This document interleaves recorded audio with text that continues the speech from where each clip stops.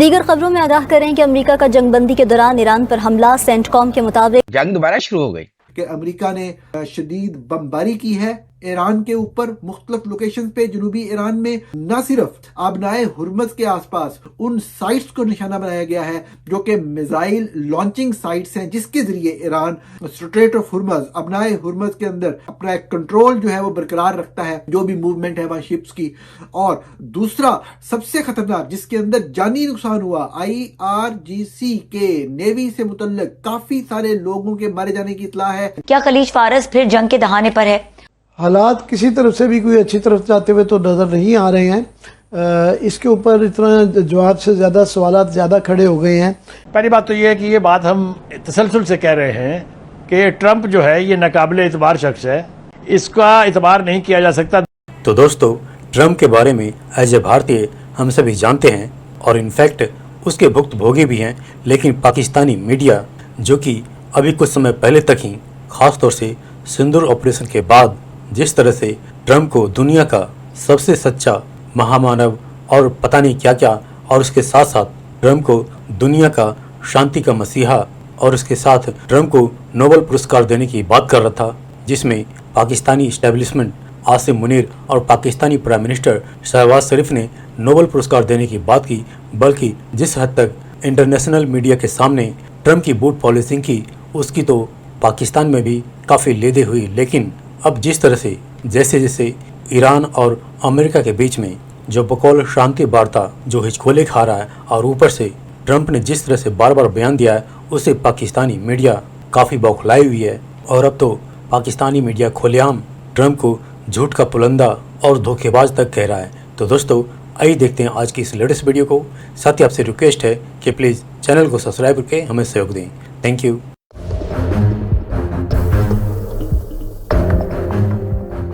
एक दफा फिर जब मुज़ाकरात की कश्ती किसी किनारे लगने को थी तो अमेरिका ने ईरान के जनूबी इलाकों में फिर से फिजाई हमले कर दिए, जिसने अमन के सारे प्रोसेस को एक दफा फिर सैबोटाज कर दिया है। दूसरी तरफ अफजूदा यूरेनियम के मामले के ऊपर ट्रंप की एक नई ट्वीट, एक नया बयान सामने आया है, जिसमें वो ये कह रहे हैं कि इस अफजूदा यूरेनियम को अमेरिका हर सूरत तबाह करेगा, जबकि ईरान ने भी कह दिया कि अफजूदा यूरेनियम ईरान की है और उसके मुल्क के अंदर ही रहेगी। तो इन सारी कॉन्ट्राडिक्शंस के बाद और इन फिजाई हमलों के बाद अब इस पीस डील के हवाले से क्या होने जा रहा है? अस्सलाम वालेकुम बुखारी साहब, कैसे हैं आप? आपसे दूर हूँ मैं। हम यहाँ आए थे गर्मी से बचने के लिए, पता चला यहाँ पर लाहौर से भी ज्यादा गर्मी है। अच्छा बुखारी साहब, अभी हम रिसेंटली देख रहे हैं कि फिर से एक दफा, कैसे देखते हैं आप इसको? पहली बात तो ये है कि ये बात हम तसलसल से कह रहे हैं कि ट्रंप जो है ये नाकाबिले इतबार शख्स है, इसका इतबार नहीं किया जा सकता। 2 मरतबा इससे पहले मुज़ाकरात की टेबल से उठ के इसने और इसकी नाजायज औलाद जो नेतन्याहू है, उन्होंने ईरान के ऊपर हमला किया, और तीसरी मरतबा भी वो यही करने की कोशिश कर रहे हैं। जो हमले जिसका जिक्र आप कर रही हैं, ये अनप्रोवोक्ड हमले थे।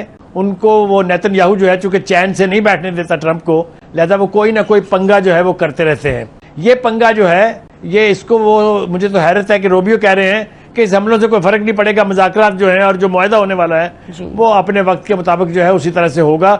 बिल्कुल ऐसा नहीं होगा। पासदारान का रिएक्शन जो है वो मुंह तोड़ जवाब है। उन्होंने कहा कि अगर इस किस्म के हमले होंगे कोई मुआहदा नहीं होगा अमेरिका से। पासदारान और Iranian leadership is speaking from the position of strength. ये वीकनेस की पोजीशन नहीं है। उन्होंने 2 टोक अल्फाज में कह दिया है, no more agreement with you, अगर आप इसी तरह के हमले जो है वो जारी रखेंगे।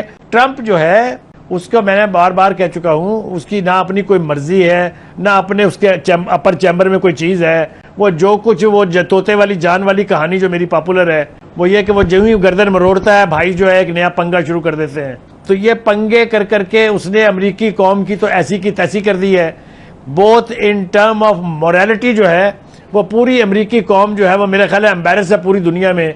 ये अब इस वक्त सूरत हाल है, मैंने कल भी बताया था अपने प्रोग्राम में कि 100% से 20% रह गई है उसकी पॉपुलैरिटी। जरा सोचिए कि अगर इसी तरह की हमाकतें करते रहे ट्रंप अपने उस चहीते के लिए, तो by the time mid term election होंगे बेड़ा गर्क हो जाएगा, रिपब्लिकन का बेड़ा गर्क हो जाएगा। तो ये जो बदलती सूरत हाल है, और इसके साथ साथ जैसा हम कहते हैं कि एडमिनिस्ट्रेशन में जंग के हवाले से एक नहीं 3 राय जो है वो पाई जा रही हैं। तो ये हमले जो किए हैं ट्रंप ने, इसकी कीमत इसको चुकानी पड़ेगी। मैं आपको बता रहा हूं ये कि ईरान बच होने नहीं जा रहा है।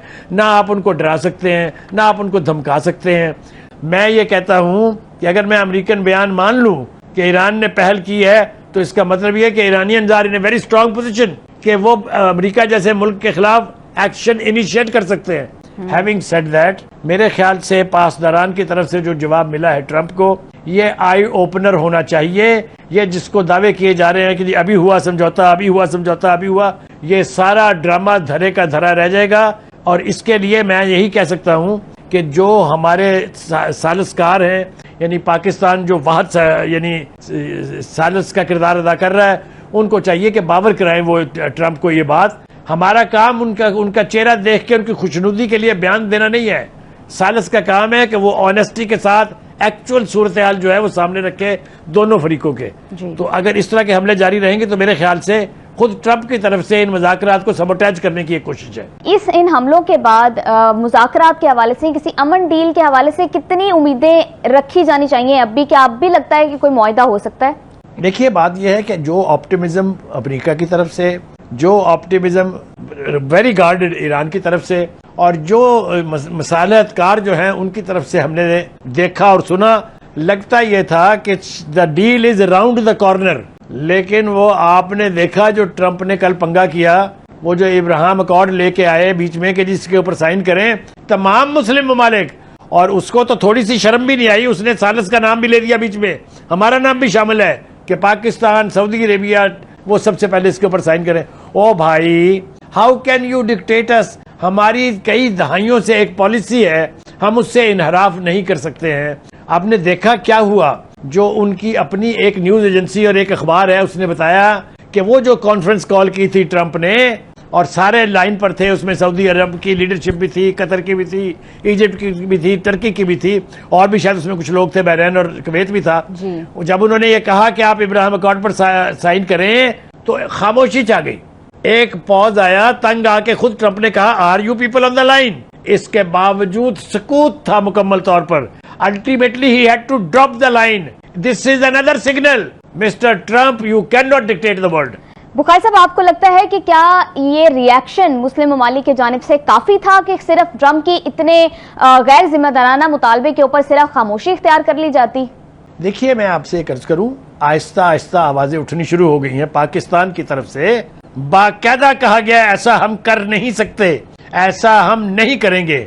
हमारे फॉरेन ऑफिस का स्टेटमेंट भी है, ख्वाजा आसिफ भी इसके ऊपर बोले हैं कि ये एक ऐसा मुतालबा है जिसकी हमारे यहाँ सुनने की गुंजाइश नहीं है, लीव अलोन डूइंग इट। इसी तरीके से मेरे ख्याल से दूसरे ममालिक जो हैं वो भी आवाज उठाएंगे इसके ऊपर, क्योंकि इस मुआहदे को इब्राहिम अकॉर्ड के साथ लिंक करना मेरे ख्याल से ट्रंप की तरफ से इस पूरे प्रोसेस को सबोटाइज करने की एक कोशिश है।